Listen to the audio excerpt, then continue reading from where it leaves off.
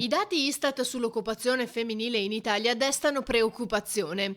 Nel confronto tra il 2019 e il 2020, dei 444.000 lavoratori meno registrati, ben 312.000 sono donne. E anche a Venezia la situazione non è rosea.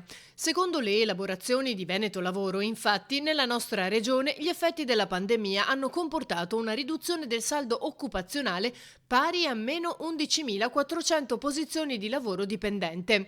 La Fondazione Bellisario lancia l'allarme. Ci aspettavamo che le iniziative del governo e anche locali fossero di supporto, cercando di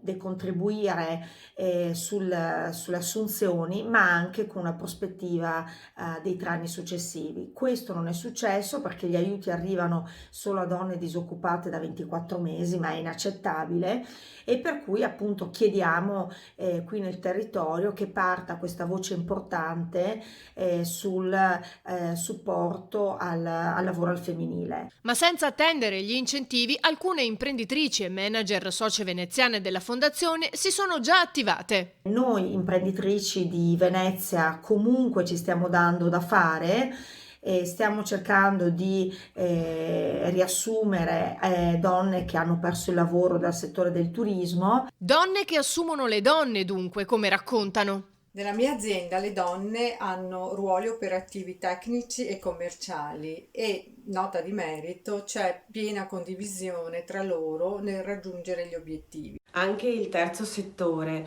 che è un settore che sta aiutando tantissimo le famiglie in difficoltà, può essere un volano per posti di lavoro.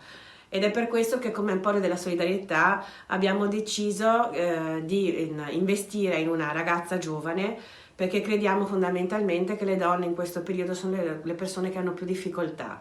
E quindi investire in una persona giovane di sesso femminile penso sia un valore aggiunto